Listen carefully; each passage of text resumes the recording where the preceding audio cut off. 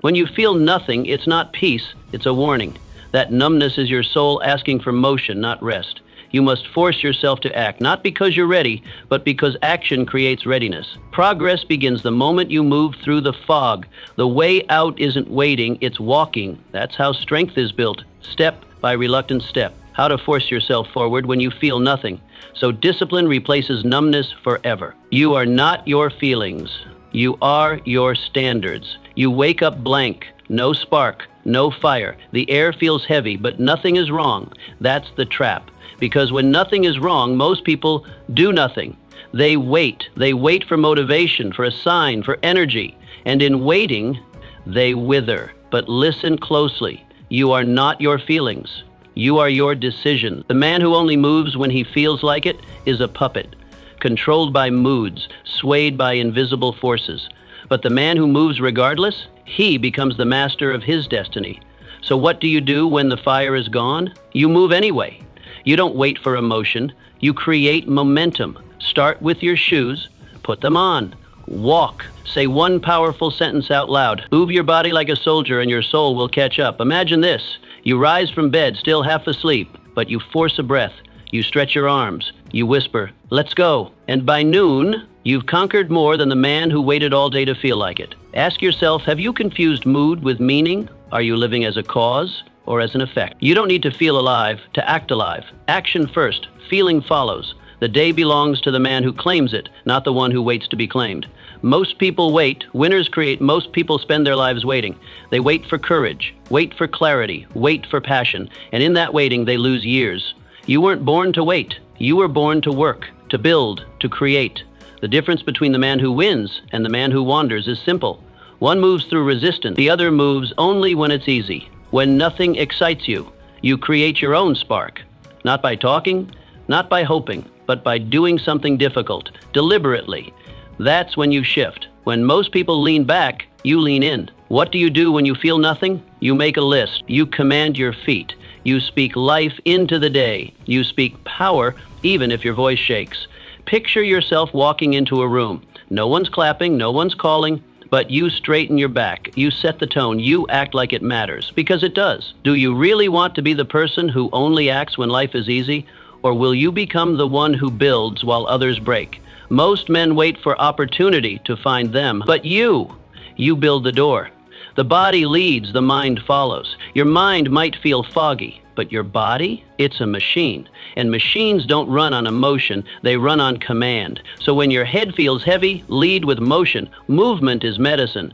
When you force yourself to act, to lift, to walk, to speak, you begin to change your chemistry. Stillness breeds more stillness. Action breaks the chain. Most people sit, they stare, they sulk, but not you. You rise. When nothing makes sense, do something that does. Make your bed, sweep the floor, run up a hill. Not because it fixes everything, but because it starts something. You don't have to feel ready to act. You act until you feel ready. Your ancestors didn't wait for motivation to plow the field. They moved, they built, they endured. And in that, they found strength. So imagine this. You feel nothing, but you walk outside anyway. You speak a truth aloud. You stand taller. Your breath deepens. Suddenly you remember. This is what power feels like. You can't think your way out of a hole, but you can climb out, one motion at a time. So ask yourself, is your body waiting for your feelings, or are your feelings waiting for your movement? Discipline is stronger than mood. Every person who's ever accomplished something meaningful has at one point or many done it without wanting to. They didn't feel like it. They weren't motivated, but they moved. That's the truth no one wants to hear. We glorify passion. We romanticize inspiration. But when the moment came, when it mattered most, what they felt didn't matter. What mattered was what they chose. Victory belongs to the one who acts without applause, without a rush of energy, without a perfect reason. Because discipline isn't loud, it's not emotional, it's a quiet vow you keep, especially when nothing inside you wants to keep it. Feelings are weather. Discipline is structure. Feelings drift. Discipline anchors. If you rely on how you feel, you'll start and stop 1,000 times. But if you rely on what you decided, you'll finish every time.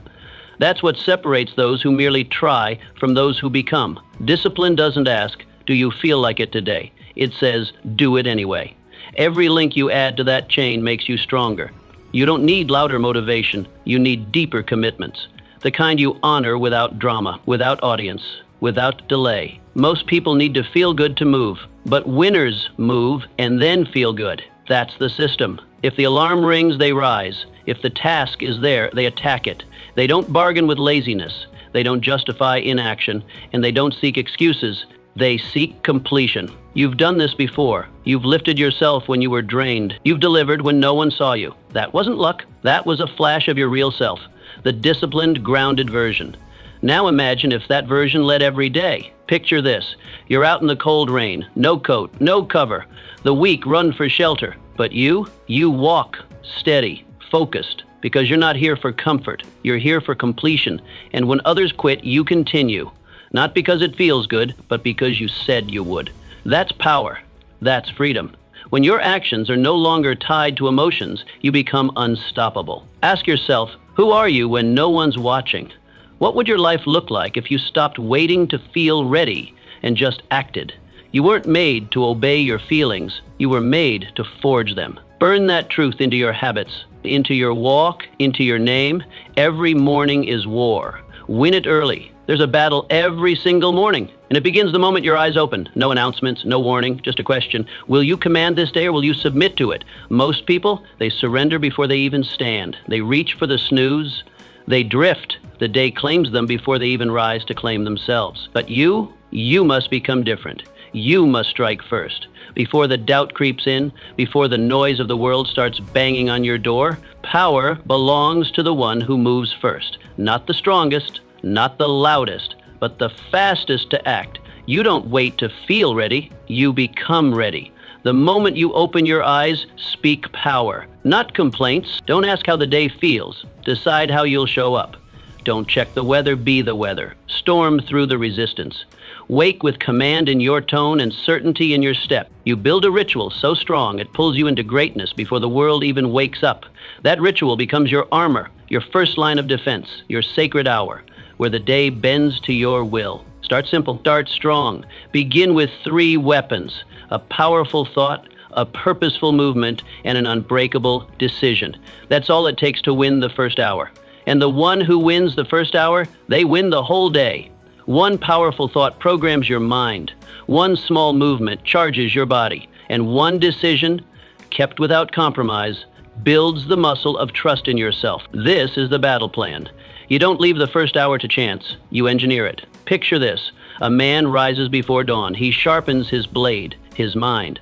Before the birds sing, he's reading, writing, lifting, breathing. Before the sun sees him, he's working. While the rest still wander through sleep, he's advancing. By the time others start moving, he's already winning. Now picture another. Still in bed, still snoozing. The sun rises on both, but only one rises with it. By noon, one is miles ahead. And it's not luck, it's not talent, it's morning warfare. The difference between glory and regret is found in that first hour. You must choose. Will the day happen to you, or will you happen to the day? One is reaction, the other is command. Most people stumble into their day hoping for clarity, hoping for motivation, hoping for direction. But you start with certainty, with movement, with fire. Because if you own the morning, the rest of the day falls into line. Ask yourself, are you the kind of person who waits to be moved, or the kind who moves first and lets the world catch up? You don't need emotion. You need a mission. Most people misunderstand where true power comes from. They think emotion is the engine. They wait to feel excited, feel ready, feel motivated. But emotion is smoke. It rises and vanishes. It flares and fades. It's not the engine. It's the exhaust. What lasts, what drives, what builds is mission.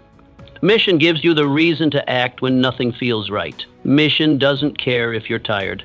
It doesn't ask how your day is going. It just whispers, get up, keep going, we've got work to do. Without a mission, every task feels heavy, every hardship feels unfair.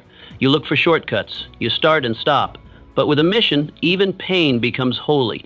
Exhaustion becomes sacred. There's a difference between suffering aimlessly and suffering with purpose. You don't need fireworks in your chest every morning. You need a North Star, something worth pushing for when your legs tremble, when no one is watching, when the rewards feel far away. That's when your mission does its greatest work, by holding you still when emotion would have blown you off course. A person with no mission is like a feather in the wind.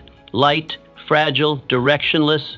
They move wherever life blows. One bad day, they're down. One critic, they quit. One delay, they drift. But a person with purpose, they become the wind. They cut through excuses. They move with power, not panic.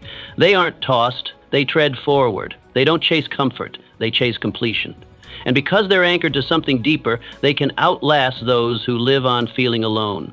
So ask yourself, what drives you? What mission is worth waking up for even when your body says no?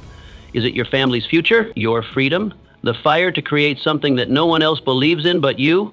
What's your why that refuses to let you quit, even when quitting looks easy? If you can't answer that, nothing else will hold. But once you do, everything else aligns. Now imagine waking up with that mission stamped into your chest. You don't crawl into the day, you charge. You already know what must be done. The weather doesn't matter. Your feelings don't matter. Someone's opinion doesn't even register. You wake with direction. You move with authority. You endure with joy, because the pain has a purpose. Nothing is more energizing than knowing you're not wasting time, you're fulfilling a calling. That's why your mission must be written down, clear, unshakable. Read it every morning. Tattoo it on your mind. Let it burn in your bloodstream. When you feel low, read it again. When you feel empty, speak it aloud. When you feel distracted, return to it, because emotion will betray you. Motivation will run late. But mission? Mission shows up every single time. So ask yourself this final question. Is your life being led by impulse or by intention? One leads to regret, the other leads to legacy. You weren't built to follow your feelings, you were built to forge through them. Let your mission be your fire, and never let it go out. You were built for storms, not silence. Life was never meant to be easy. And you weren't made for ease. You were crafted for storms, for pressure, for challenge, for resistance. That's where the real work happens. That's where you happen, in the struggle, in the discomfort, in the places where the world presses in and demands more than you feel ready to give. Oddly enough, it's in those exact moments that your true strength is born. Ease softens, struggle sharpens, and somewhere deep inside, you already know that. When nothing excites you, when the days feel flat, the hours feel numb, it's not because you've lost something. It's because you've stopped stepping into the arena. You've gotten too careful, too safe, too quiet. You've avoided discomfort for so long, you forgot how to fight. Your edge has dulled, not because life beat you, but because you stopped choosing resistance. The fire that once moved you didn't burn out. It was starved. You've let the silence settle in, and now it's time to shake it off. Remember this. Iron doesn't sharpen in stillness. It sharpens in fire, under pressure, against grit. That's where the edge returns. That's where the blade remembers its bite. And you are no different. You do not evolve through repetition.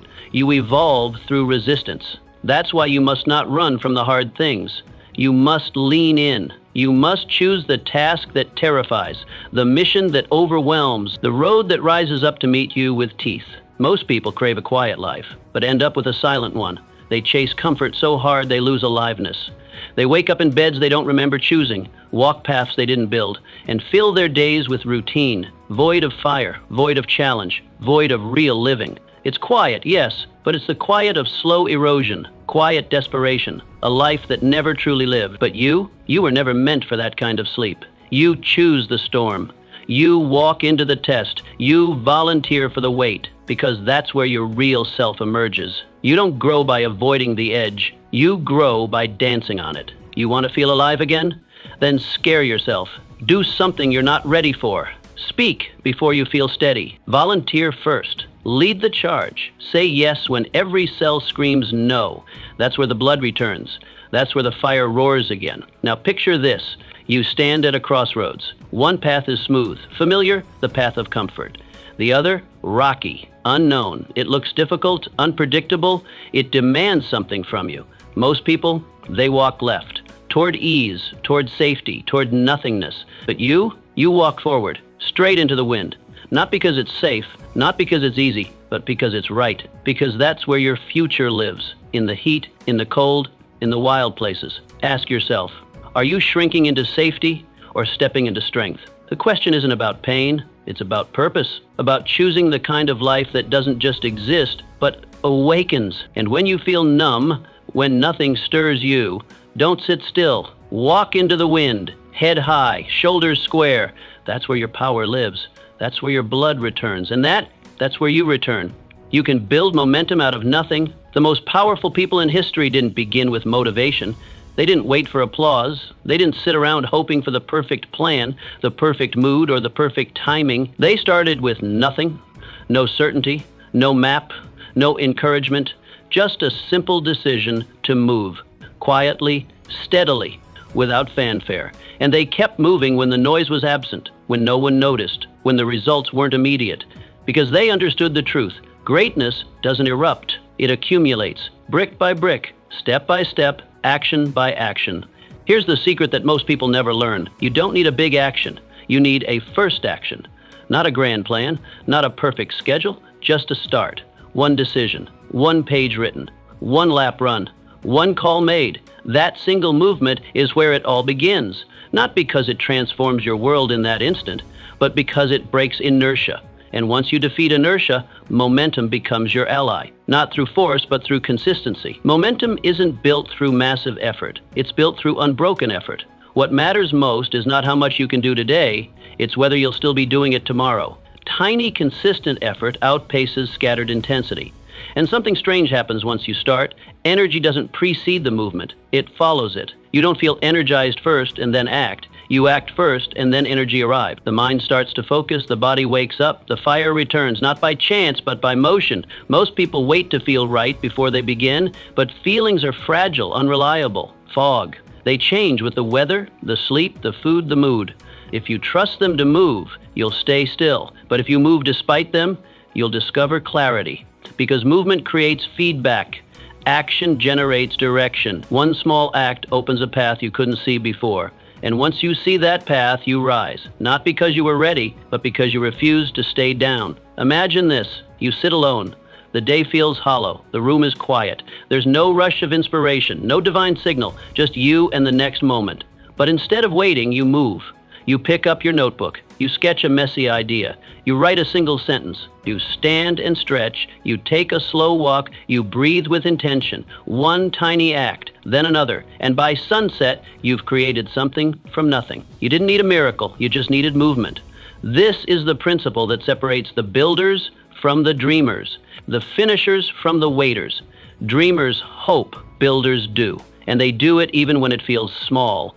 Especially when it feels small, because they know every great creation, every empire, every book, every transformation began with one unremarkable act, one decision made on a day that didn't feel special. The world doesn't reward potential, it rewards traction. And traction is earned by doing something today, no matter how little it seems. Ask yourself now, how many days have you lost waiting for a perfect one? How many mornings slipped by because you didn't feel in the zone? How many ideas died unborn because you didn't take the first step? The truth is, you don't need more time. You don't need better feelings. You don't need a breakthrough. You need traction. You need that first inch forward. That first brick placed, that first drop of sweat. The rest will follow. The energy, the rhythm, the focus, the wins, all of it comes after the first move, but not before. So stop waiting. Don't wait for clarity. Move until it arrives. Don't wait to feel strong. Act until you become it. Start small, start now. And never stop, because once you begin, momentum becomes your companion, and momentum turns the impossible into the inevitable. Weakness leaves when discipline enters. Every person has weakness, every one of us. Doubt, laziness, fear, the urge to quit. It lives in the background, always looking for an opening, and it will win if you feed it. But the disciplined person, they don't feed it. They don't water it with excuses. They don't sit down and reason with it. They starve it completely, not with rage, but with silence. They ignore its cries. They outlast its temptations. And day by day, it grows weaker until it can no longer rise against them. Discipline is not about being perfect. It's not about waking up in a perfect state of mind or feeling motivated 365 days a year. Discipline is about having a rope strong enough to pull you out of the pit, especially on the days when you feel nothing. It's about doing what you said you would do regardless of your current emotional state, because emotions are clouds. Discipline is stone. And if you want to build something that lasts, you don't build it on feelings. You build it on foundation. People often confuse discipline with ambition. They think it's about chasing huge dreams or grand goals. But that's only a part of it. True discipline is found in the smallest corners of life. The daily decisions, the ones no one sees, no cameras, no praise, no applause, just you and the standard you've sworn to uphold. It's in what you eat, what you say, what you do when you don't feel like doing anything. It's the ability to show up consistently, not perfectly, but relentlessly. Most people break in silence, not in chaos, not in war, but in quiet moments, in the softness of a morning when no one is watching, in the stillness of a decision made alone. They fold, they slip, because their strength depended on pressure, not principle. But you must be different. You must be the one who obeys your own orders, even when it hurts, especially when it hurts, because that's when the transformation happens. Not when it's easy, but when it's unbearable and you stay the course. Imagine this. You're standing in front of a task you hate. There's no excitement, no thrill, just the grind. You look at it, you feel nothing, but you step forward anyway. You begin. Maybe slow, maybe clumsy, but you begin. That act right there is everything. That's what changes you, not the task itself, but your refusal to escape it. Slowly, the task begins to lose its grip. Its weight diminishes. You grow, not because it got easier, but because you got stronger. Weakness doesn't die quickly. It dies from starvation, and that starvation is discipline. Every time you choose action over excuse, focus over distraction, consistency over comfort, you are cutting off weakness at the root. And yes, it fights back. It screams for relief, but you don't give it an inch. You let it wither. You let it shrink. You keep moving, not because it's glorious, but because it's necessary. Ask yourself now, are you feeding your strength or feeding your excuses? Because you can't do both. Every decision tips the scale. Every moment is a fork in the road, and no one's coming to save you from the wrong choice. Only you can set the standard, and only you can keep it, even when it's cold, even when it's lonely, even when the world says, take it easy. That's when you tighten the rope. That's when you dig in. Discipline is not a feeling. It's not even a habit. It's a conviction. A private vow to yourself. I do what I say. I don't betray my own word. When that becomes your identity, everything shifts. Your energy returns. Your mind clears. Your backbone strengthens. Because now weakness has no seat at your table. It has no room in your house. You've chosen to live with standards, not with excuses. Discipline is the enemy of weakness. Bring one in, and the other must leave. You can't serve both. You can't walk both paths. One leads to power, the other to regret. So choose right now, not tomorrow, not next week, right now. What will you feed? And when the day is long, when the fatigue whispers lies, when nothing in you feels like continuing, remember this: the disciplined one moves anyway, and because of that, they become someone else entirely, someone unstoppable, someone forged by fire, someone even their old self wouldn't recognize. Be that person. Starve the weakness, feed the standard, and never look back. You are training the world how to treat you every single day. Whether you realize it or not, you are teaching people who you are, not with your words, but with your behavior, not with declarations, but with decisions. You teach people what's acceptable by what you tolerate in yourself, and here's the hard truth. Every time you quit on your goals, your standards, or your promises to yourself, you silently tell the world it's okay to treat me this way. Because if you don't respect your own word, why should they? But when you force yourself, especially when you feel nothing, you broadcast a different message. You show the world something rare. You show that you are reliable, that you are not a product of mood, weather, emotion, or circumstance. You act not because it feels good, but because it's right. You act because you gave yourself a command and you intend to honor it. And that quiet reliability becomes your greatest form of power. Respect is not built in moments of glory. It's built in the invisible acts. It's born when you do the hard thing alone, with no audience, when you keep your word in the darkness, when you rise without recognition. Those acts accumulate. They build your spine. They carve your name. And though most people won't say a word, they notice. Quietly, subconsciously, they begin to adjust around you. That's the secret most miss. You don't ask for respect, you command it. Through consistency, through reliability, through showing up sharp when others show up sloppy. People may not understand why they listen when you speak or why they instinctively follow when you move. but it's because you've trained them by first training yourself. Your presence says, "I don't bend," and that silent message is louder than any speech. Picture this. Two people enter a room. One drags his feet. He slouches, he sighs, he looks defeated before the day begins. He may not say it aloud, but his posture whispers, "I've given up on myself." The other walks in with quiet strength, head up, eyes forward, calm, focused, intentional. He doesn't shout, he doesn't brag, but the room notices. His discipline speaks for him. That's what quiet authority looks like.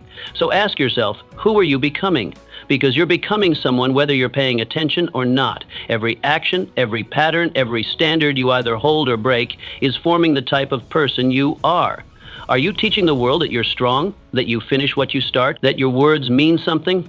Or are you teaching them to take you lightly because you take yourself lightly? When you show up sharp, mentally, physically, emotionally, the world adjusts. It meets you with higher energy, greater opportunity, more respect. But when you slack, when you let yourself slide, the world mirrors that too. It lowers the bar. It reflects your lowered standard.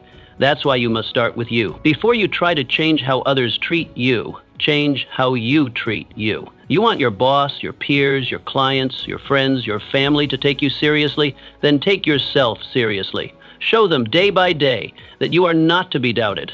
Not because you shout your worth, but because you prove it in silence. Let your habits speak. Let your discipline speak. Let your refusal to fold under pressure speak. That's how the world learns who you are. And it doesn't take grand gestures, it takes daily alignment. Wake up and make your bed, not for the room, but for your mind. Speak with clarity, not to impress, but to express truth. Train your body, not for vanity, but to build discipline. Show up early, speak less, finish what you start. These are not small acts. These are how empires are built, one brick at a time, laid by someone who no longer tolerates weakness. Begin where it's hard, begin where it's quiet, begin where you don't feel ready. Because the world is watching, not with eyes, but with response. And how it responds to you will always mirror how you treat yourself. You don't need a crowd. You don't need applause. You need a standard that refuses to bend. So the question is simple. Are you training the world to take you seriously or softly? And if you don't like the answer, the solution starts with a single step. Begin. Begin with strength. Begin with discipline. Begin again if you must, but begin. Because every time you sharpen yourself, the world feels it. Every time you raise your standard, the world rises too. And one day, without realizing it, you'll walk into a room and it will fall quiet. Not out of fear, not out of fame, but out of respect. Because you've taught them who you are. By first refusing to be anything less. Nothing changes if you don't act differently. Most people think time changes things. They believe that if they just wait long enough, their lives will somehow improve. They mark days off the calendar as if the passage of time itself carries magic. But time is passive. Time doesn't change your habits. Time doesn't shift your identity. Time doesn't rewrite your story. Action does. You can wait 5 years and still be in the exact same place, mentally, physically, emotionally. You can grow older without ever growing up. What moves your life forward is not the tick of the clock. It's the decision to do something different. And that decision becomes most vital when you feel nothing, that emptiness, that boredom, that lack of fire. That is the test. That's the battlefield where your future is decided. Anyone can act when they feel inspired. Anyone can move when momentum is already on their side. But those who transform, they move when it's quiet. They move when the heart feels flat, the sky looks gray, and nothing inside says go. That's the difference between repeating your life and rebuilding it. Change doesn't arrive at your doorstep. It doesn't come wrapped with motivation and sunshine. Change is created through resistance, through discomfort, through small, powerful shifts that feel inconvenient but matter deeply. It's built one decision at a time by choosing the uncomfortable option, by breaking the lazy habit, by confronting the behavior that holds you back, and replacing it with something stronger. If you always rise late, force yourself to rise early, not because the morning has special powers, but because you do. And you need to prove to yourself that you can choose effort over ease. If you always quit when things get hard, force yourself to finish strong. Finish when it's inconvenient, when your body aches, when your mind resists, because that's how you start rewiring your destiny. The smallest change in behavior can plant the seed of a completely new life, One different choice today creates a ripple effect into every tomorrow. One stronger decision now begins the erosion of years of weakness. And slowly but surely, those little acts of strength add up. You begin to trust yourself again. You begin to walk taller. You begin to become the person you once only imagined. Picture this.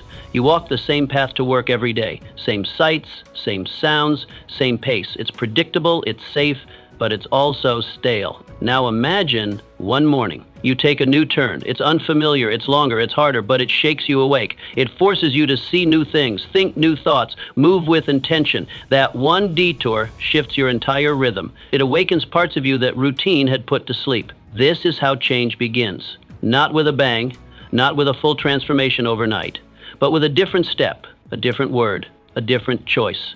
And once you take it, you're no longer stuck. You're moving.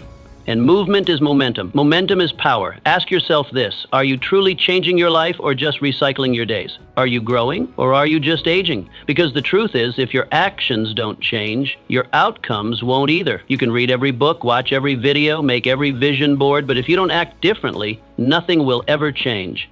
And that's the uncomfortable truth most avoid. Progress isn't about time, it's about change.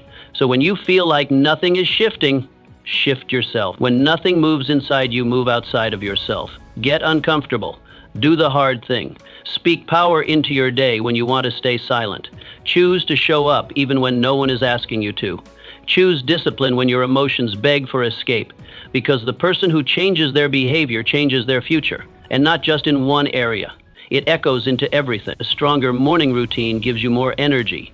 A deeper focus in your work leads to greater opportunity. A harder workout builds mental toughness. A refusal to make excuses strengthens your character. Every small act of intention adds up to a life that commands respect, both from others and from yourself. You don't need more time, you need traction. You need that first move, that brave step, that small change that says, I'm done waiting, I'm ready to evolve. So begin now, where it's quiet, where it's hard, where no one else sees. Because when you stop waiting for change and become the change, you stop recycling days and start rebuilding your life. Most people are ruled by comfort. Comfort is the most dangerous trap you'll ever face because it doesn't look like a trap. It feels good. It feels safe. It whispers gently, you've earned this. You deserve to take it easy. And without warning, it becomes your master, not through force, but through permission. It makes the chair a little softer, the bed a little warmer, the decisions a little easier. And while you sink into that ease, your edge begins to dull. Your purpose, once sharp and alive, starts to fade, slowly, silently, subtly. That's what makes comfort so deadly. It doesn't crash in with sirens. It doesn't steal everything at once. It creeps. It wraps you in softness until you stop stretching, stop chasing, stop becoming. And one day you wake up and realize you've drifted, not because of tragedy or failure, but because you made one easy choice after another, until the fire inside you went dim. And the most dangerous part? You don't feel it happening. You laugh, relax, indulge, and time slips through your fingers. Your dreams don't die with a bang. They suffocate quietly under pillows of comfort. The mission that once burned inside you, it gets buried beneath maybe tomorrow. Just one more break, and I don't feel like it today. This is how warriors become wanderers. Not because they failed, but because they settled. But understand this, you weren't made to live soft. You were built for challenge, designed for resistance, crafted to endure, to build, to stretch beyond your own limits. There's a reason comfort doesn't bring fulfillment. It's not supposed to. The deepest part of you wants the fight, craves the discipline, hungers for the growth that only comes from discomfort. But if you ignore that call long enough, it stops calling. When you feel nothing, when life feels flat, uninspired, numb, it may not be depression. It may not be failure. It might just be comfort poisoning your edge. You've avoided the hard thing for so long that it no longer feels natural to push. You've traded the thrill of becoming for the ease of staying the same. So take it back. Reclaim your edge. Don't wait for discomfort to find you. Go seek it. Choose it. Walk instead of ride. Speak when it's uncomfortable. Do the task you've been avoiding. Carry what you would normally drop. When the easy option shows up, turn the other way. Not because it's wrong, but because it weakens you. Imagine going 1 week without the easy choice. No snooze button, no excuses, no shortcuts. Just you, choosing the path that stretches. You'd feel pain, yes, but beneath that pain, pride, strength, momentum, the return of fire. Because every time you choose discomfort deliberately, you remind yourself, I am not here to coast. I am here to conquer. Ask yourself now, are your comforts making you stronger or slowly stealing your courage? Because there's no neutral ground. Every comfort you indulge is either sharpening you or softening you, making you bolder or duller, leading you toward greatness or pulling you toward mediocrity. Comfort feels good now, but it costs you later. The price is clarity, drive, self-respect. And in the end, regret always feels heavier than resistance. The person who takes the hard path today sleeps easier at night, not because their body is rested, but because their spirit is. So choose strength. Choose challenge. Choose life over ease. When the body says rest, but you know it's time to move, move anyway. When your mind says give up, but your heart knows better, keep going. When you feel numb and wonder what's missing, find the hardest thing you can do and do it. That's where life lives. That's where power returns. That's where you return. Comfort isn't evil, but when it becomes your habit, it becomes your master. And no strong life is built under a master of ease. Strength, purpose, fire. They are built in the friction, in the hard, in the heat. You don't become what you say. You become what you endure. So start today. Choose the stairs. Lift the weight. Face the awkward silence. Do the work when no one is watching. Turn your life into a daily act of resistance, one choice at a time, one rep at a time, one truth at a time. Because comfort is the silent thief, and it only wins when you stop fighting back. No one respects a person who quits on themselves. People watch more than they listen. They remember not what you said, but what you stuck with. You can give speeches about growth, discipline, and commitment, but if your actions don't reflect those words, they fade like fog in the morning sun. Respect, real respect, isn't built on intention. It's built on evidence. People remember who kept going, who showed up, who didn't quit when the lights went out and the pressure turned up. And it starts with this, the promises you make to yourself. Not the ones you announce on social media, not the ones you casually mention to friends, the ones you whisper in silence. I'll wake up early. I'll stop making excuses. I'll finish what I start. These are sacred agreements. And the quickest way to lose self-respect is to break them. You say you'll rise early, you sleep in. You say you'll commit, you fold.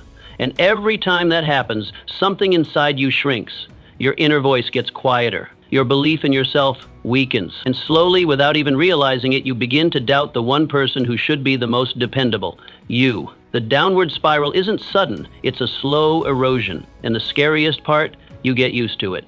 You start brushing it off. It's just one day. I'll try again next week. But deep down, a more dangerous belief takes root. I don't trust myself.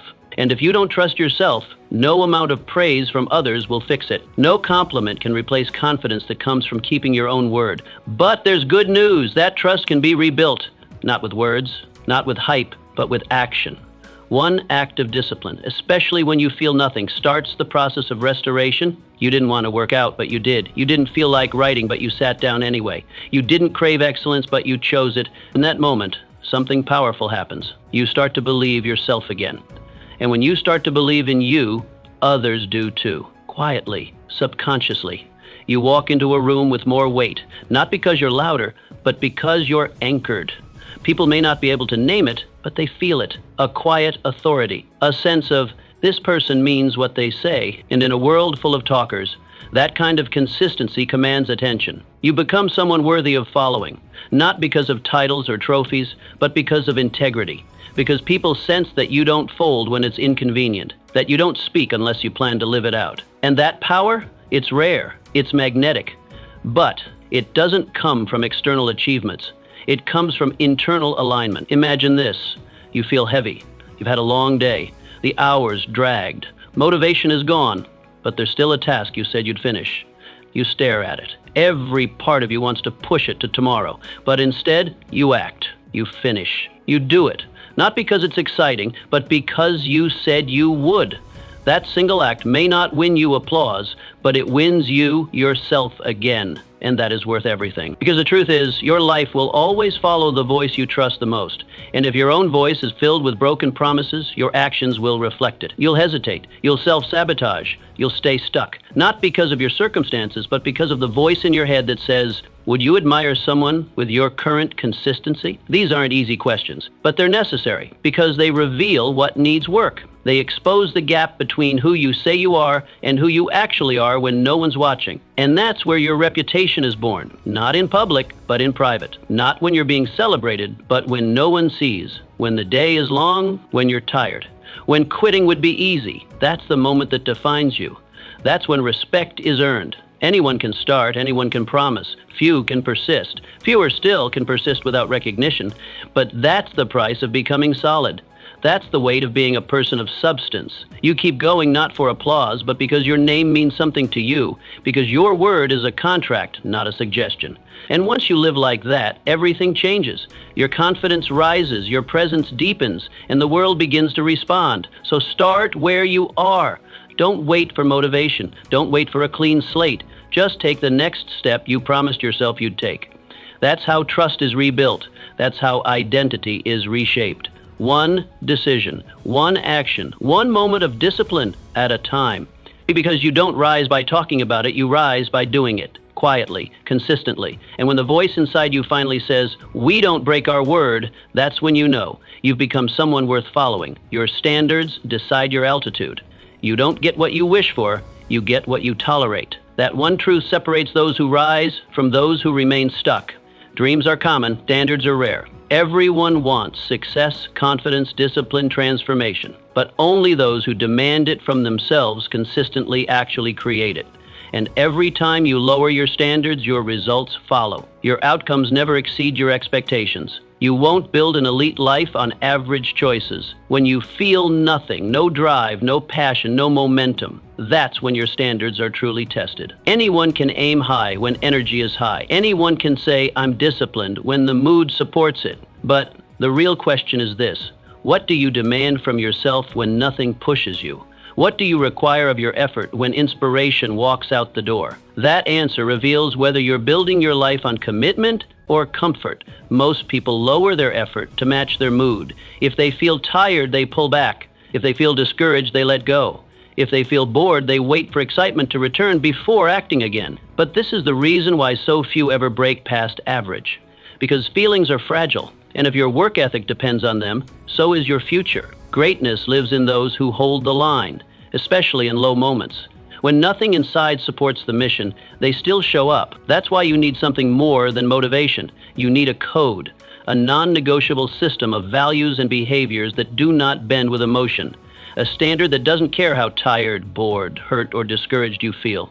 It simply says, this is who I am. This is how I operate. No exceptions. Picture this. You're a craftsman. You build chairs for a living.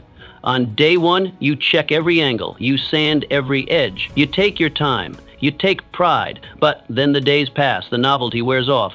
No one sees the underside of the chair. No one checks the details. And still, you check it. Still, you measure twice. Still, you refine. Not because someone's watching, but because your standard demands it. You're not building chairs. You're building your name, your reputation, your legacy. And your standard is your signature. That's the level you must adopt in everything, not just in the grand moments, but in the smallest. How you train, how you speak, how you rest, how you respond when no one is watching. Because when you raise your standards, your life has to follow. It has no choice. Your relationships improve, your body strengthens, your finances tighten, your spirit deepens. Because everything in your life becomes a reflection of what you demand from yourself, but the reverse is also true. Lower your standards and your life starts to unravel. It won't collapse overnight. It will drift. You'll become 5 minutes late instead of 5 minutes early. You'll accept good enough instead of pushing for what's possible. You'll start allowing behaviors you once rejected. And that slow erosion, it compounds until one day you realize you've tolerated yourself into a life you didn't want. So ask yourself now, are you shaping your life by commitment or by comfort? Because one leads to strength, the other to stagnation. And the scariest part of all, you might not even feel the shift until it's already cost you your edge. Your standard must live above your feelings. You may feel exhausted, but your standard says you finish anyway. You may feel uninspired, but your code says you show up sharp. You may feel weak, but your identity says this is who I am. I don't quit. I don't lower the bar. And this isn't about being perfect. It's about being principled. You'll fail. You'll miss the mark. But every time you slip, you return not to how you feel, but to what you've committed to. Because your code isn't emotional. It's foundational. It keeps you anchored when the storm hits. It keeps you focused when the noise gets loud, and over time, it makes you unshakable. Imagine what your life would look like if every decision had to rise to meet your highest standard. No more shortcuts, no more soft excuses, no more living by mood. Just a clear, unbreakable code of personal excellence. Imagine the strength, the confidence, the respect, not from others, but from yourself. That kind of integrity changes everything, because at the end of the day, life doesn't give you what you wish for. It gives you what you demand from yourself. You're not entitled to greatness. You earn it through discipline, through consistency, through refusing to tolerate anything less than your best. So raise the bar, then hold the line. When you feel like giving in, double down. When the voice of comfort whispers, answer with action. That's how standards become identity, and identity shapes destiny. You don't need more motivation. You don't need better feelings. You need non-negotiables.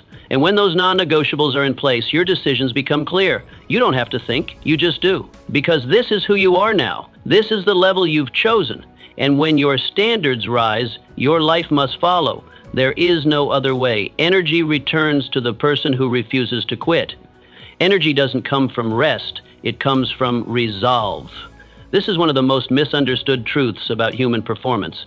Most people believe that to regain energy, they must stop, that rest is the answer. That slowing down will refuel them, but often the very thing they need is not stillness, but strain, not retreat, but resistance. Energy doesn't flow to the one who sits, it flows to the one who moves.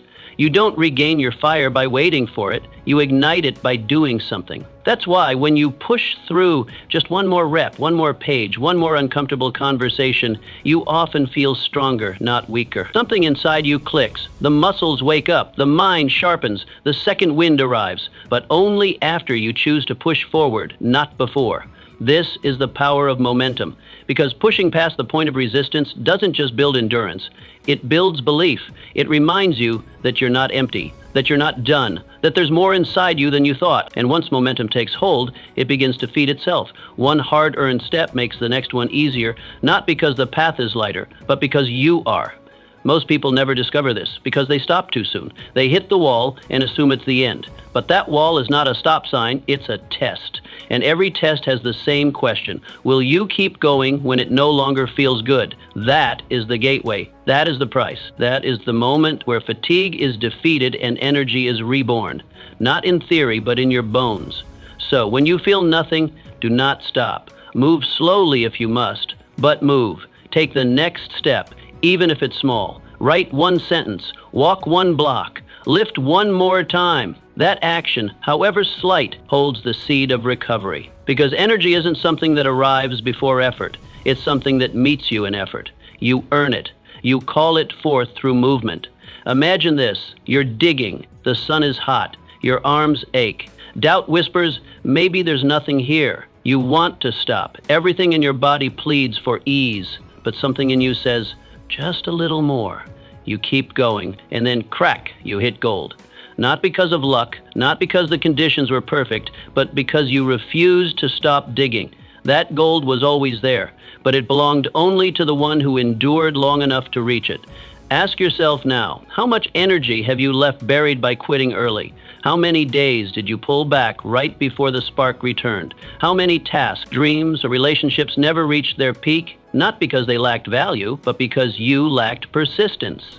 We live in a world that worships comfort and misunderstands fatigue. We are taught to interpret tiredness as a red light, when often it is just a threshold. Your body, your mind, your emotions, they don't just need rest, they need reasons. Reasons to show up, reasons to stretch. And the fastest way to renew your strength is to use it. To remind yourself that energy doesn't live in the couch or the pause. It lives in the push. But this doesn't mean recklessness. This doesn't mean ignore your body when it's truly breaking. It means learning to distinguish between the need for rest and the temptation of relief.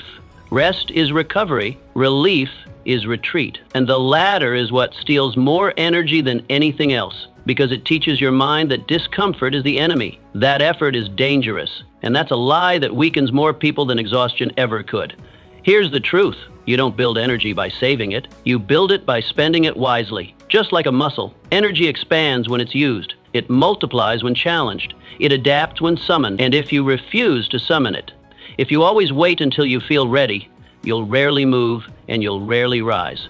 That's why the second wind is so powerful. It doesn't come at the beginning. It doesn't arrive when you want it. It arrives when you've proven yourself worthy of it. And once it hits, it teaches you something priceless. You are capable of more than you thought. That discovery, that moment, it's addicting. And once you taste it, you'll never trust your first impulse to quit again. So when the fatigue comes, lean in. When the mind says, slow down, test it. When the mood drops, move anyway. The rhythm returns to the one who keeps walking. The flame returns to the one who keeps striking the match. Action is the cure for stagnation. Effort is the key to vitality. Movement is your medicine, because the fuel is not outside of you. It's not in a perfect environment, a better schedule, or someone else's encouragement. It is buried inside, on the other side of effort. And the only way to reach it is to go further than your feelings. So ask yourself, every time you want to stop, what if I'm just one rep away from power? One step away from clarity? One more minute from my second wind? And then act like that answer is yes, because often it is. Energy comes to the one who moves. So keep moving, keep pushing, keep digging, and let your resolve be the engine that wakes the fire again. You are either practicing power or permission every day.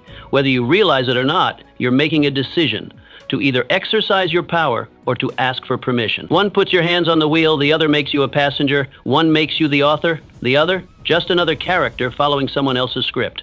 And the harsh truth is this: most people live their entire lives waiting to be chosen, waiting to be told it's time, waiting for conditions to feel right. But life doesn't hand out permission slips. It hands out consequences for inaction. When you feel nothing, when the tank feels empty and the direction unclear, that's when it's most tempting to wait. You tell yourself you'll start when you're ready, when someone notices, when someone gives you the green light. But that green light, it rarely comes, not because you're not worthy, but because the world is too busy watching its own path. No one is coming to push you. You must become the one who moves without permission. You don't need applause to begin. You don't need clarity to take the first step, and you definitely don't need the approval of people who don't understand your vision. You need one thing: a decision. That's where all power starts. Not in emotion, not in inspiration, but in the quiet resolve that says, I move now. I don't wait. I lead. Picture this. Two people sit at a table. Both have the same tools, the same hours, the same doubts. But one is frozen, waiting for the signal, the mentor, the motivation. The other, they decide now is the time. They pick up the pen, they take the first swing. And by evening, one has changed. And one has built momentum, one has redefined their story. The other, they've delayed again. The difference wasn't talent. It wasn't opportunity, it was choice. One acted, the other waited. And this is happening every day in your life, in small ways. You know the call you need to make, the project you need to begin, the boundary you need to set, but instead you wait, you doubt, you look for signs. But here's the truth: you are the sign. You are the one who creates the opening by stepping into it. If you delay until it feels right, you'll live in permanent delay, because nothing feels right at the start. Power comes after the first move, not before. How many decisions have you delayed, waiting for a signal that never came? How much time have you wasted in hesitation, hoping the world would give you certainty it never promised? The longer you wait, the quieter your instinct becomes. The more you defer, the more life passes the pen to someone else. And you end up living a version of someone else's story, wondering how you got so far from your own. But this isn't about regret, it's about reclaiming. Because you can start right now. You can shift the entire trajectory of your life with one act of courage. You don't need a crowd, you don't need certainty. You need to say, this is my life, I do not need permission to build it. It can be as small as waking up an hour earlier, speaking up in the meeting, declaring your goals aloud, starting the work even when no one believes. These moments seem small, but they're massive because they declare who you are. Someone who doesn't wait to be told, someone who doesn't beg for approval, someone who moves first. And here's the beautiful part. When you move, the world responds. Not always immediately, not always loudly, but consistently. People begin to treat you differently, not because you demanded it, but because your actions told them who you are. Power attracts power. Leadership commands attention. And when you start exercising your own authority over your life, others begin to respect it, even if they never say it out loud. When you feel nothing, act anyway. That's the moment it counts most. Not when you're fired up, not when everything's going well, but when it's quiet, when it's hard, when nothing around you gives you a reason. That's when true leaders are built. That's when real courage is formed. And remember, doing nothing is also a decision. A decision to give the steering wheel to fear, to hesitation, to someone else. But you can change that right now. One decision, one move, one act that says, I own this day, I own this direction. I don't wait, I act. You've waited long enough. The world doesn't owe you an invitation. The door isn't going to open itself. You must kick it in with presence, with purpose, with power. Every time you move without permission, you build more of it inside you. And soon you become unstoppable, not because life got easier, but because you stopped asking for permission to live it. So ask yourself today, would the person I want to become be waiting right now or moving? Now, do what they would do and watch how your life begins to follow. Your future is hidden in today's effort. Most people look at the future like it's a mystery. They imagine it as some hidden force waiting to reveal itself, like a curtain that will one day be pulled back to expose success, wealth, happiness, or purpose. But the truth is far simpler and far more confronting. The future isn't hidden. It isn't waiting to be discovered. It's built, brick by brick, act by act, choice by choice. What you'll live tomorrow is determined by what you do today. But here's the challenge. When you feel nothing, when the day feels pointless, it's easy to forget that truth. It's easy to wake up, look at your to-do list, and think, what's the point? The reward feels distant, the pain feels close, the excitement is gone. And without immediate payoff, your mind tells you, it doesn't matter. But that's a lie. Because every small action is a seed. And if you don't plant today, nothing grows tomorrow. You want success later? Show effort now, real effort, even when no one's clapping, especially when no one's clapping, because that's where the real foundation is built, not in spotlight, but in solitude. The world celebrates outcomes, but those outcomes are always the result of quiet days, unseen work, repetitions with no applause. You want to stand tall in 5 years? Then dig deep now. The most dangerous habit in the world is waiting for signs, waiting for motivation, waiting for conditions to be ideal. But opportunity doesn't knock on every door. It knocks on the door that's being built. While others dream about success, you must prepare for it. You must lay the groundwork.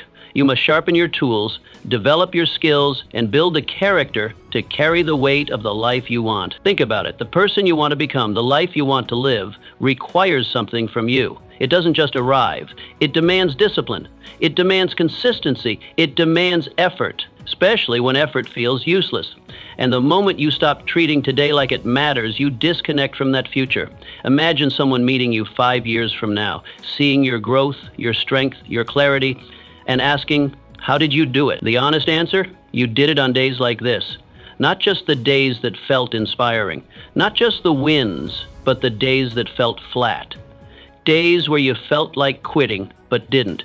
Days where nothing inside you felt alive, but you moved anyway. These are the bricks no one sees, but everyone stands on later. Most people think big futures come from big moments, but that's rarely true. Big futures are disguised as dull presents, a quiet workout, a focused hour of reading, one debt paid, one habit kept. These are the pieces of the life you want. Miss them and you miss the build. So ask yourself honestly, are you preparing for the future you want or just wishing for it? Are you putting in the work that aligns with your vision or just talking about it? Are you acting like your choices today build something or like they're just passing time? You don't need a perfect day to make progress. You just need to act with intention. Small actions, consistent actions, those are the bricks. You might not see the structure rising, but it is, quietly. Every disciplined morning, every distraction resisted, every goal moved forward by even an inch. That's the construction site of your future. But here's the danger. You can just as easily build a future you don't want. Every excuse, every delay, every time you say, I'll start tomorrow, you're still building, but you're building a life of regret. A life where your future self looks back and thinks, why didn't I take it seriously when I had the chance? Because the truth is, you are building something every single day, whether it's strength or softness, progress or excuses, discipline or disorder. You don't get to choose whether you build. You only choose what you're building. So treat today like it matters, because it does. Not because it looks exciting, not because it feels good, but because the future you want is waiting to see if you'll earn it. And earning it means showing up, especially when you don't feel like it. It means choosing alignment over comfort. It means refusing to let the dullness of the present blind you to its value. The greatest mistake you can make is believing that today's small acts are meaningless. They are not. They are the only thing that moves you forward. Talent won't save you without work. Vision won't help without follow-through. And desire dies without discipline. So rise, move, work, plant the seed, stack the brick, even if it's slow, even if it's quiet, especially when it's hard. Because this moment, the one you're in right now, is either a step forward or a stall. And your future will reflect the difference. You don't need to feel powerful to act with power. You just need to act over and over until effort becomes identity. And when that happens, you stop wondering what the future holds, because you realize you're the one holding the tools. And you've been building it all along. No one will believe in you more than you do. Most people want to be believed in. They crave support, encouragement, applause. They think that if someone just saw their potential, just spoke the right words, they would finally feel ready. But here's the truth most never accept. No one will believe in your dream more than you do. No one will chase it harder. No one will care as deeply. And no one is responsible for keeping it alive but you. This truth is uncomfortable because it means there's no magic voice coming to rescue you. No secret admirer who will suddenly validate your worth. When the lights are off and the world is quiet, your belief is the only belief that counts. And some days that belief feels strong. Other days it feels like a flicker. And on the worst days, it vanishes completely. That's when the real test begins. Because when you feel nothing, when even your own belief wavers, that's when you must double down. That's when the shallow quit and the serious dig in. Confidence isn't a gift, it's a signal. And that signal isn't sent with words, it's sent through effort, through motion, through action. When everything inside says, what's the point? Confidence is not given, it is demonstrated. You show the world you believe in your vision by working on it when no one is clapping, by showing up when you could easily disappear. By walking tall, not with noise, but with quiet, unshakable standards. That's how belief is proven, not in how you speak about your dream, but in how you show up for it. And belief isn't always loud. In fact, it usually isn't. It's not flashy. It doesn't need a stage.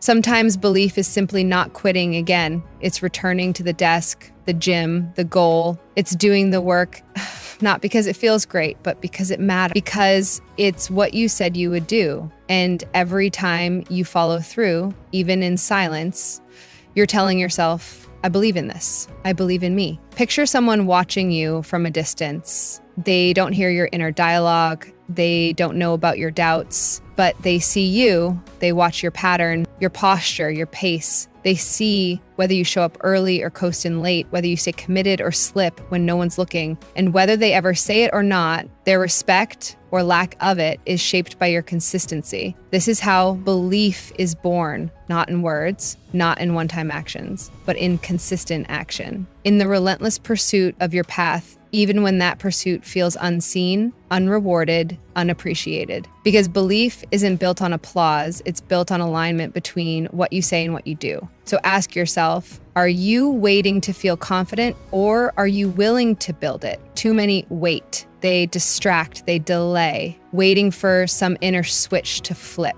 But confidence is not an emotion, it's a muscle. And like any muscle, it grows with strain, with discomfort, with deliberate repetition, even when you feel weak. When you act in faith, even while surrounded by doubt, you strengthen that muscle. You become someone who trusts your process more than your feelings. And that's the rarest kind of power. That's how legacies are built. Not by those who always felt certain, but by those who moved forward anyway. Faith is not the absence of doubt. It is the decision to walk through it. It's looking at the long road ahead and saying, I don't have all of the answers, but I will take the next step. And every step after that, every repetition, every commitment honored, every excuse denied, it all sends one clear message. I may not feel it today, but I am the one for this. Think about the person you admire most, the one whose life you trade with. Chances are they didn't always feel ready. They didn't always feel bold, but what they did do was act consistently, authentically. They didn't wait for permission to believe in themselves.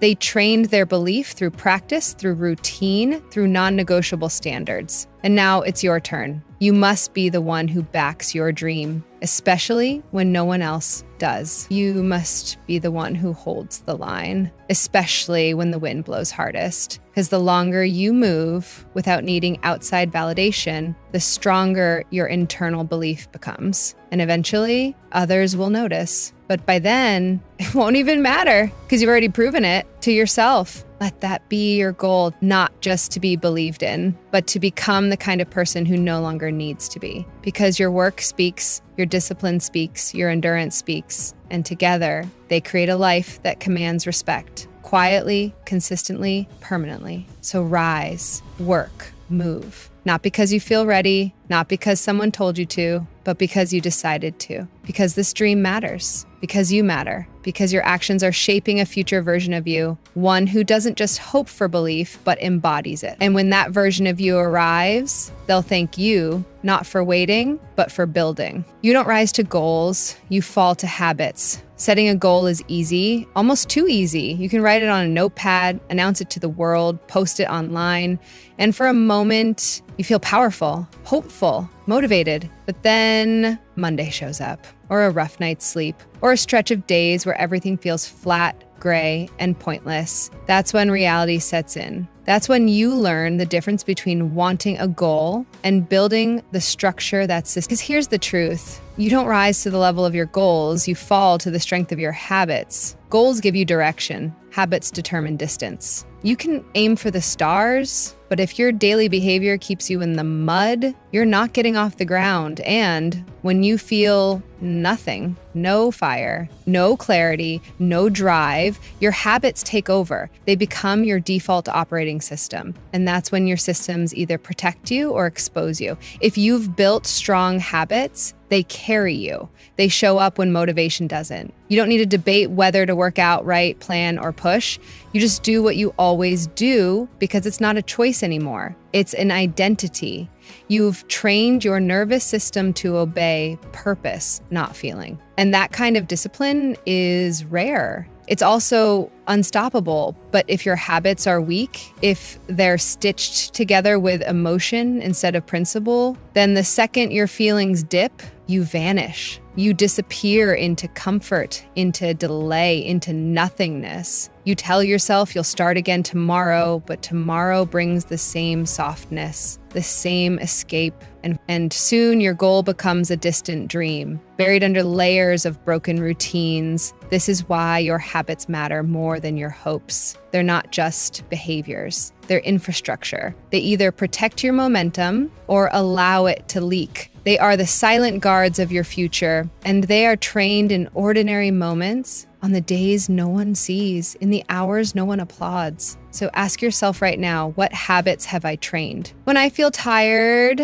what kicks in? Discipline or delay? When I feel discouraged, do I lean on routine or collapse into reaction? Your habits reveal your truth. Are you reinforcing your strength or your excuses? Imagine this.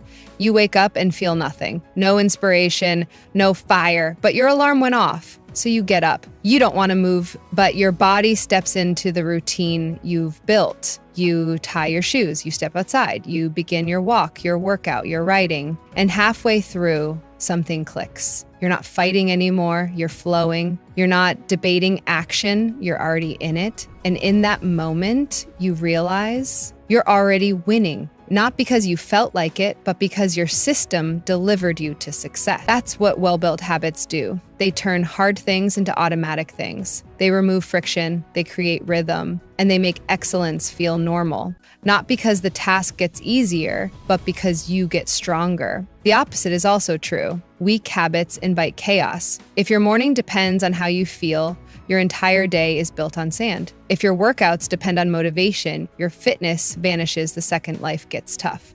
If your focus only shows up when it's convenient, your work becomes scattered and shallow. Weak habits don't protect you, they expose you. This is why design matters. You cannot drift your way into greatness. You must build your way into it.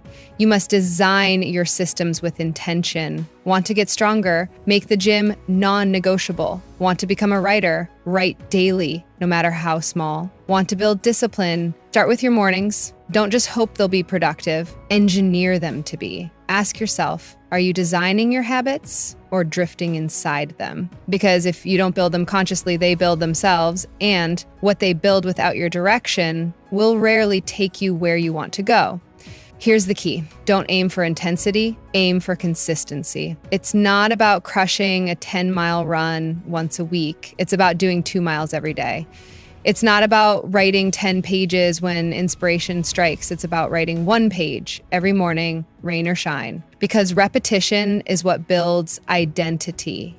And identity is what sustains behavior when the feelings are gone. Your habits are your hidden engine. They run in the background, shaping your life whether you're paying attention or not.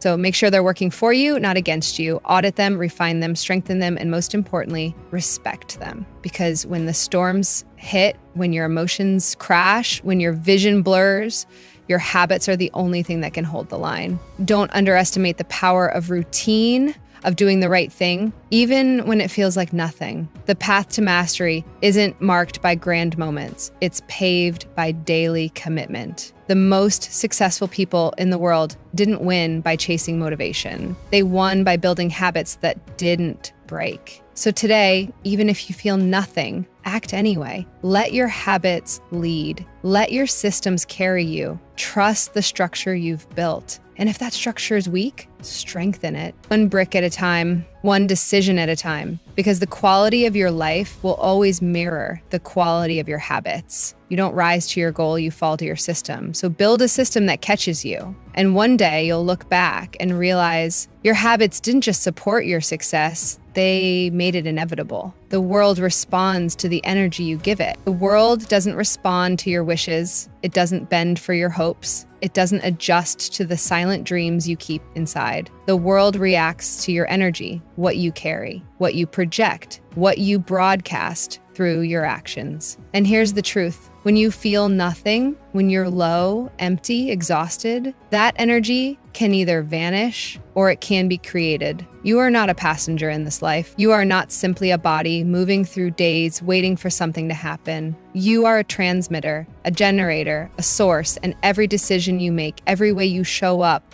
every habit you keep, it sends a signal. If you walk with strength, speak with clarity, move with intention, life notices, doors open, people pay attention, opportunities start leaning your way, not by magic, but by moment. But the opposite is just as true. If you hesitate, doubt, second guess, or carry yourself like you're uncertain or unworthy, the world reflects that right back. It doesn't judge you, it just mirrors you. If you carry tired energy, you'll draw in tired results. If you move with hesitation, you'll attract hesitation in return. That's not punishment, it's a pattern, a loop that begins and ends with you. And most people don't realize this. They sit still, waiting to feel confident, waiting to be inspired, waiting for life to see them. But life is not watching, life is responding. You don't wait to feel magnetic, you become magnetic by how you show up. Especially when nothing stirs inside, especially when it's hard, especially when everything inside says, why bother? That's the moment you shift. Imagine this.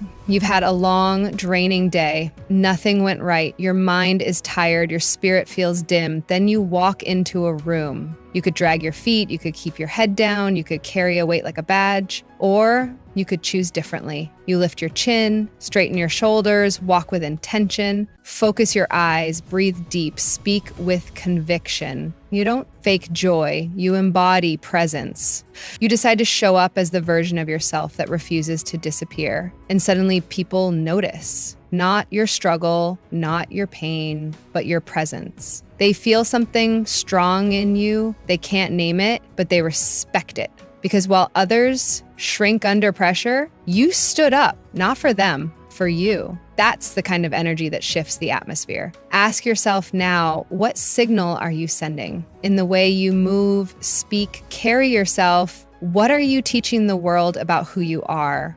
Are you expecting life to change for you, or are you willing to change yourself for life? Energy is not random. It is built, generated, earned through decisions, not emotions. You build it by choosing to lead your body before your mind is ready. You shift your mood by shifting your movement. You influence your surroundings not by yelling louder, but by standing firmer. Think about a lighthouse. It doesn't move. It doesn't chase ships. It doesn't try to convince anyone of its value. It just stands tall, shines bright, and remains consistent. And in doing so, it becomes a guide. That's the power of energy aligned with purpose. When your presence is rooted in principle, not emotion, you become a fixed point in a world full of drift. The people you admire most, the ones who walk into a room and change it, don't always feel powerful. They don't always feel prepared, but they've trained themselves to bring energy, not wait for it. They've built a posture of strength, a tone of certainty, a rhythm of confidence, and over time the world responds.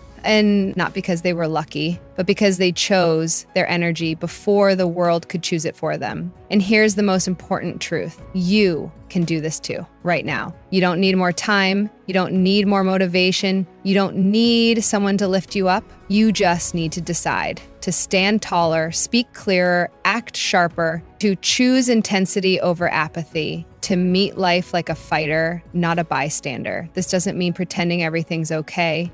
It means refusing to be defined by your low moments. It means using discipline when emotion disappears, because energy is not always a gift. Sometimes it's a weapon, something you wield with intention, something you forge through movement. When you feel nothing, that's when the world tests who you are. That's when your power is most needed, not when the sun is out, but when the storm rolls in. When everyone else waits for the rain to stop, you step into it. You shift your own atmosphere. You lead yourself. Because when you shift your energy, you shift your world. Not all at once, not with explosions, but piece by piece. One choice, one breath, one strong step at a time. So rise even when you don't feel like it. Walk with energy, move with intent, speak with force, transmit power, not passivity. Be the lighthouse, be the flame, be the one who changes the temperature of the room, not the one who matches it, because your energy is your signature. And when you master it, you master everything. Stillness is not peace. It's a warning. There's a type of stillness that nourishes the soul. It's the stillness that comes after honest effort, after a day well spent, after you've given your best and you sit present, content, grounded. That kind of stillness is power. It centers you, it restores you, it prepares you for the next rise. But then there's another kind of stillness, the kind that creeps in when you stop trying, when you stop challenging yourself, when you let days blur and goals soften. That kind of stillness doesn't heal you, it hollows you. And when you feel nothing, when your fire has dulled and your heart is quiet, you must learn to tell the difference. Because not all silence is peace. Sometimes it's drift. And the most dangerous thing about drift is that it doesn't feel dangerous. It feels easy. It feels quiet. But that quiet, that numb calmness, it might not be your soul resting. It might be your ambition dying. True peace is not the absence of struggle. It's the result of movement, of progress, of knowing deep in your bones that you acted with purpose, that you faced the resistance and moved anyway. Peace is earned by showing up, by confronting what you fear, by refusing to waste your days on passive comfort. But when your stillness is born from delay, avoidance, or fatigue, When you're not resting but hiding, it's not peace. It's a warning, a whisper from your deeper self that says you're letting go of something you once cared about. And if you don't listen, you begin to coast. Most people don't crash suddenly. They don't blow up their lives in a moment. They fade slowly, silently. They begin saying later instead of now. They choose easy over effort. They let one missed day become two, and then a week, a month, a year, until one day they look up and wonder where the time went, where they went. That's the cost of unchecked stillness, of getting too comfortable with comfort, of confusing numbness with rest. And if you're not careful, it becomes your new normal. That's why when you feel nothing, your job is not to settle. Your job is to test that silence, to disturb it, to shake it loose. You don't wait to feel alive again. You interrupt the deadness with movement, with effort, with fire. You disrupt the drift before it defines you. Picture a pond, still and smooth. From the outside, it looks peaceful, reflective, but beneath the surface, no current, no life. The water is stagnant, undisturbed, lifeless. That's what happens to people who stop challenging themselves. They become still but hollow. They're not grounded. They're stuck. Stillness without movement is stagnation, and stagnation slowly suffocates your potential. So what do? You move, even if you don't feel like it, especially when you don't feel like it. You write one sentence. You go for a walk.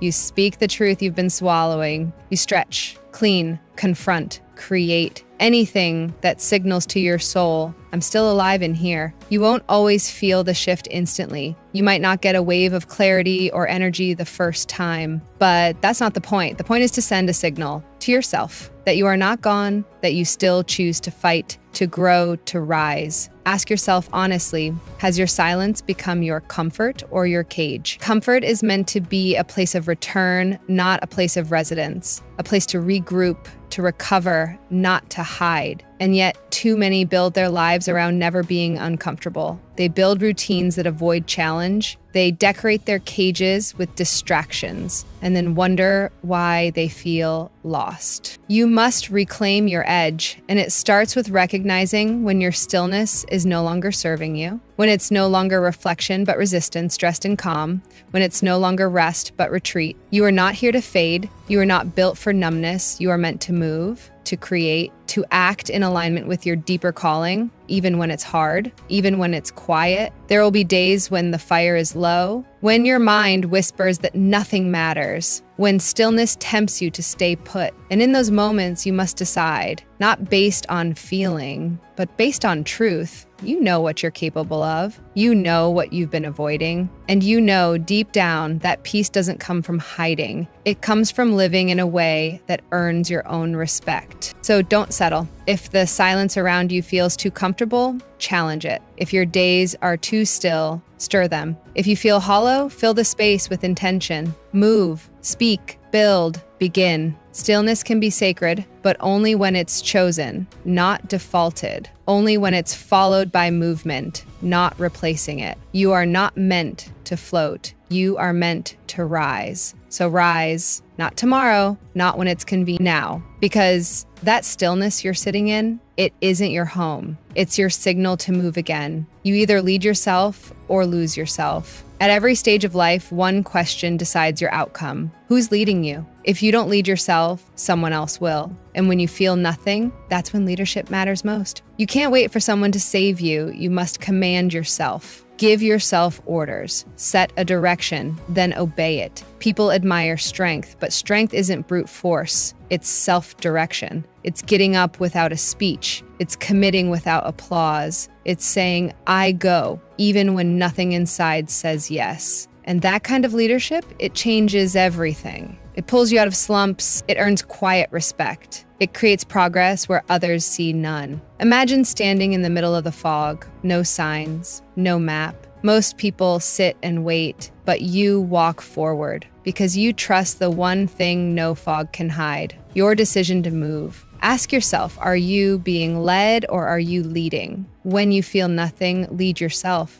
That one step forward can restore your direction and your power. When you feel nothing, remember, it's not the end, it's the beginning. The moment you move through that silence, you reclaim your strength. Don't wait to feel ready. Don't wait to feel alive. Force yourself, step by step, choice by choice, until the fire returns. Because motion creates meaning and discipline awakens power. You are not lost. You are being forged. So rise, push forward, and prove that even in the absence of feeling, your will is still unbreakable.